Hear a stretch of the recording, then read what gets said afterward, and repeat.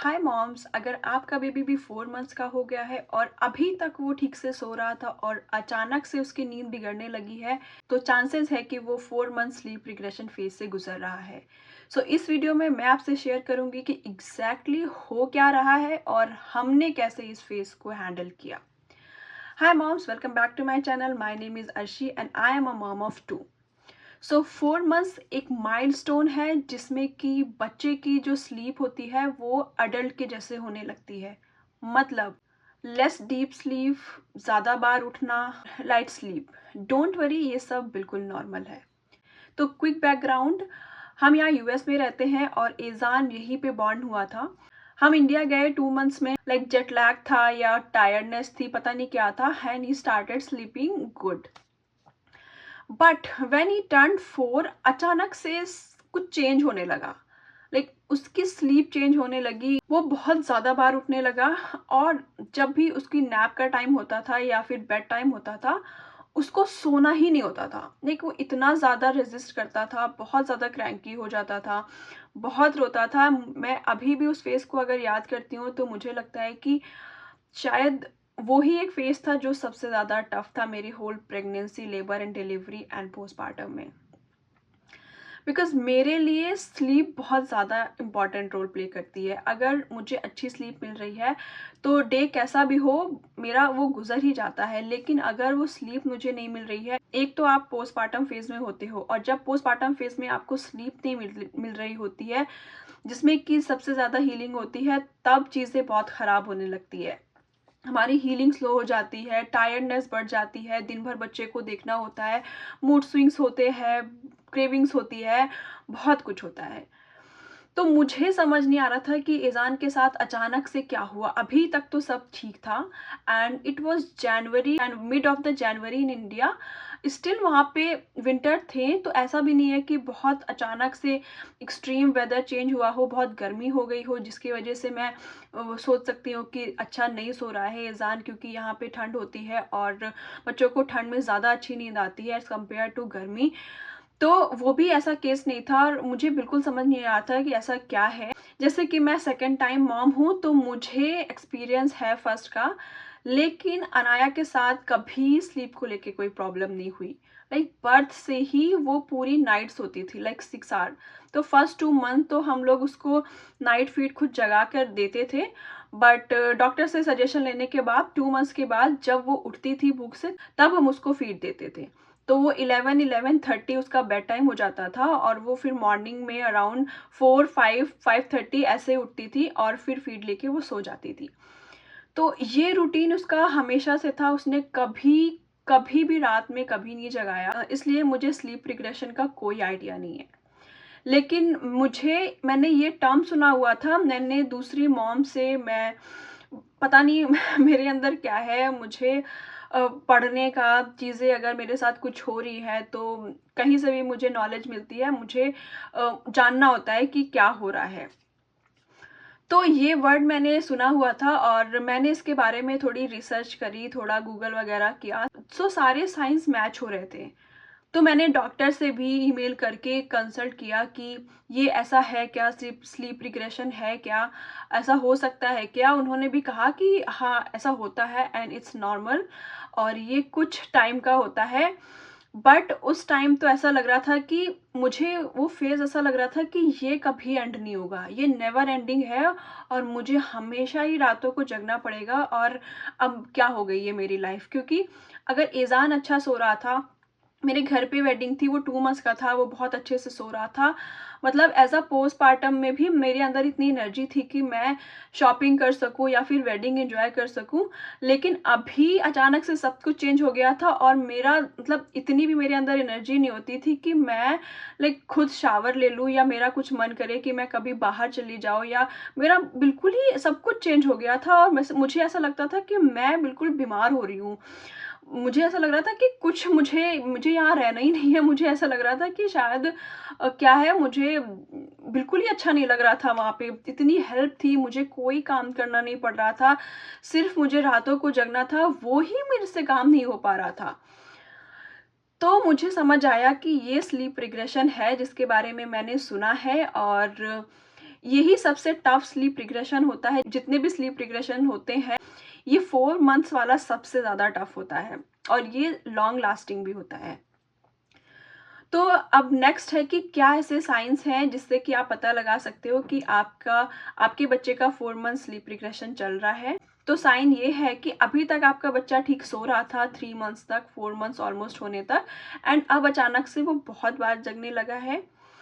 दूसरी चीज़ है कि वो सोने के लिए उसको सोना नहीं होता, उसको नींद आ रही होती है लेकिन उसको सोना नहीं होता। वो बहुत हाथ-पैर मारता है कि उसे सोना नहीं है और बहुत क्रैंकी और बहुत रोता है। दूसरी चीज़ है कि उसकी क्रैंकीनेस, इरिटेबिलिटी बढ़ गई है। मुझे पता नहीं लेकिन इससे मेरे बेबी के वेट में भी थोड़ा फ़र्क पड़ा था, मुझे नहीं पता कैसे। तो ये कुछ साइन्स हैं जो स्लीप रिग्रेशन के हो सकते हैं।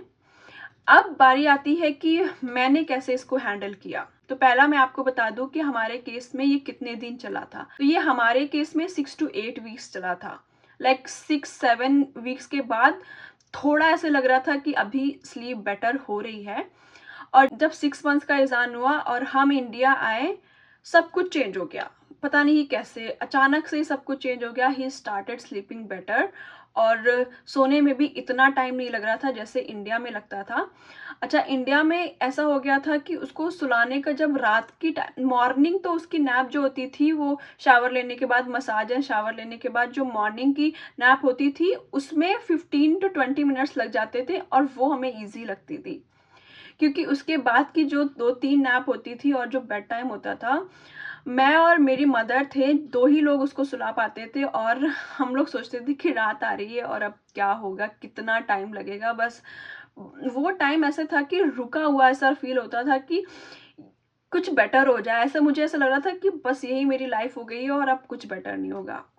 लेकिन अगर आपके साथ ऐसा हो रहा है, hang on mamas, hang on moms, सच में बस आपको पेशेंस की ज़रूरत है और ये ट्रस्ट मी, ये बेटर हो जाएगा। तो मैंने कैसे हैंडल किया, पहली बात तो ये चीज़ समझने में मुझे 2-3 वीक्स लग गया था कि ये हो क्या रहा है। लेकिन जब समझ में आया तो एक एक होता है कि एक पीस आया मेंटली कि ठीक है, ये एक फ़ेज़ है और ये फ़ेज़ निकल जाएगा। दूसरी चीज़ है कि हमने उसको ज़्यादा कम्फ़र्ट चाहिए होता है बच्चों को उस टाइम, उनको एक एंग्ज़ायटी भी हो रही होती है, सेपरेशन एंग्ज़ायटी भी हो रही होती है, उनको ज़्यादा कम्फ़र्ट चाहिए होता है। तो बजाय ये सोचने के कि हम बच्चों को ज़्यादा देर होल्ड करेंगे तो कहीं उसकी आदत ना लग जाए, आप बच्चों को कम्फ़र्ट दीजिए। अगर बच्चा पहले आप उसको डायरेक्ट लिटा देते थे और वो पैट करने पे वो सो जाता था और अब आपको लग रहा है कि ऐसा नहीं है, तो इट्स ओके। बच्चों को थोड़ा ज़्यादा कम्फ़र्ट दीजिए, आप बच्चों को ज़्यादा देर होल्ड करिए, उनको सुलाइए। अब जब वो ऑलमोस्ट सो जाए आपकी गोद में, तब आप बच्चों को लिटा दीजिए। क्योंकि इस फ़ेज़ में पेशेंस की ज़रूरत है, ये अपने आप बेटर होगा, इसमें हम और कुछ नहीं कर सकते सिर्फ़ पेशेंस दिखाने के। थोड़ा टफ़ टाइम होता है, मुझे पता है बहुत ज़्यादा टफ़ टाइम होता है, तो इसमें आपको कोई ज़्यादा चेंज नहीं करना है बच्चे के रूटीन में, जैसा रूटीन चल रहा है वैसा रखिए।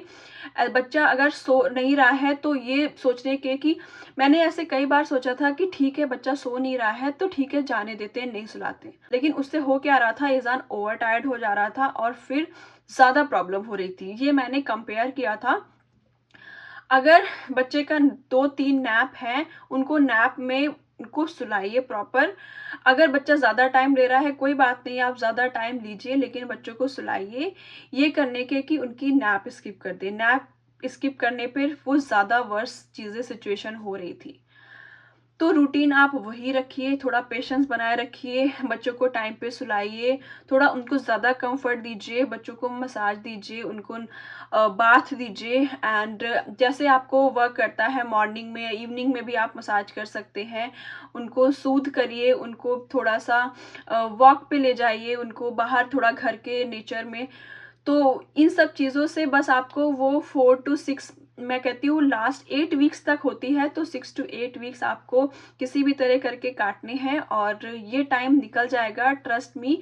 जब ये फेज़ हमारे साथ चल रहा होता है तो हमें लगता है कि नहीं, ये कभी ठीक नहीं होगा और हमें लगता है कि हमें डॉक्टर को दिखाना चाहिए, लेकिन ऐसा कुछ भी नहीं है। अगर आपके बच्चे को और कोई प्रॉब्लम नहीं है, कोल्ड एंड कफ नहीं है या फिर और कोई प्रॉब्लम नहीं है तो इट्स ओके, ये फेज़ निकल जाएगा। हमारे केस में इतना ज़्यादा प्रॉब्लम क्यों हो गई थी कि उस ही टाइम पे ईज़ान को कोल्ड एंड कफ भी हो गया था, एंड कोल्ड एंड कफ की वजह से ईयर इन्फेक्शन भी हो गया था। तो sleep regression, cold and cough, ear infection, तो आप सोच सकते हैं कि क्या हो रहा था, एक अलग ही सिचुएशन हो गई थी। तो जब मैं यहाँ आने वाली थी तो मेरी मॉम हमेशा ये कह रही थी मैं कैसे यहाँ पे जाके हैंडल करूँगी, क्योंकि यहाँ पे तो कोई हेल्प है नहीं। अगर वो रात में सोने नहीं दे रहा ईज़ान, रात में मैं सो नहीं रही हूँ, तो दिन में मैं बच्चों को कैसे देखूँगी, मैं कुक कैसे करूँगी, बाकी चीज़ें क्या होगा। लेकिन ट्रस्ट मी, 6 मंथ्स के बाद मैं यहाँ आई थी जब ईज़ान 6 मंथ्स का हो गया था, एंड ऐसे स्विच हुई थी चीज़ें, लाइक ऐसे स्विच हुआ था, बिल्कुल ही ठीक हो गया था। एंड वो आराम से सोने लगा था। वो 2 बार रात में उठता था फीड के लिए, लेकिन बस वो मिल्क लेते ही वो अपने आप सो जाता, तो सुलाने की ज़रूरत नहीं पड़ती थी। एंड मेरी भी एनर्जी बढ़ गई थी, मैं सब कुछ हैंडल कर ले रही थी, मॉर्निंग में बच्चों को भी लेके जाती थी वॉक पे। एंड तो ये सब होता है, हो जाएगा ठीक, आप लोग को बस पेशेंस रखने की ज़रूरत है। दूसरी चीज़, मैं इस चीज़ को एज़ अ मोटिवेशन देख रही थी, क्योंकि ये मेरा सेकंड किड है एंड आई नो मेरा हो गया है। तो मैं ये सोच रही थी कि ठीक है, अब ये फेज़ मेरी लाइफ में नहीं आएगा, ठीक है, 4 मंथ्स वाला स्लीप रिग्रेशन पास हो रहा है। अब धीरे-धीरे ये जो चीज़ें जा रही हैं postpartum 4 months, 6 months, 8 months, 1 year, 1 and half year, and by 2 year I know 2 year तक थोड़ी चीज़ें सेटल हो जाती हैं, हमारे हार्मोन्स भी बैलेंस हो जाते हैं, हमें थोड़ा प्री प्रेगनेंसी जैसा फील होने लगता है। तो ये एक मोटिवेशन, जब भी कोई टफ टाइम आता है मेरे बच्चे को लेके, कोई भी कोल्ड एंड कफ हुआ या रात में बच्चा सोने नहीं दे रहा, तो मैं बस यही चीज़ें सोचती हूँ। बस मैं यही सोच लेती हूँ कि यही मेरा मोटिवेशन है, और ये टाइम जा रहा है और ये टाइम बहुत जल्दी निकल जाएगा। एक दिन मुझे पूरी रात सोने को मिलेगा, क्योंकि जब तक अनाया थी, अनाया ने कभी नहीं जगाया और मैं पूरी रात सोती थी। फिर भी मुझे लगता था कि मुझे क्यों 4 बजे या 5 बजे उठना पड़ रहा है लेकिन टाइम निकलते-निकलते 2 साल में ही अनाया की नाइट फीड पूरी तरह चली गई, एंड फिर वो अच्छे से आराम से सोती थी 9 ओ क्लॉक, एंड सुबह आराम से वो 8 ओ क्लॉक 8:30 उठती थी। तो हम बहुत अच्छा सोने लगे थे। बस एंड में मैं आपसे ये कहना चाहूँगी, पेशेंस, पेशेंस और कुछ भी नहीं। जितनी हेल्प आप दूसरों से ले सकते हैं इस फेज़ में लीजिए। आपके लिए कोई और कुक कर सकता है तो उन्हें करने दीजिए। बच्चों को मसाज और कोई और बात दे सकता है तो वो भी आप करिए। आपको बस अपना सैनिटी आपको मेंटेन रखनी है, अपनी मेंटल हेल्थ पे ध्यान देना है, क्योंकि इस टाइम में हमारी खुद भी रिकवरी चल रही होती है। बहुत ही इनिशियल टाइम होता है वो, स्टार्टिंग के 3 मंथ्स, 6 मंथ्स, जिसमें हमें भी हील करने की ज़रूरत होती है, और जितनी हेल्प आप ले सकते हैं आप लीजिए। और बस ये टाइम निकल जाएगा, मुझे पता है। जब मेरे साथ तो ऐसा है कि जब मेरे बच्चे में से कोई भी हो, जब वो रो रहे होते हैं ना, तो मेरा ऐसा लगता है मेरा ब्रेन फ्रीज हो गया, मैं कुछ कर ही नहीं पा रही हूँ।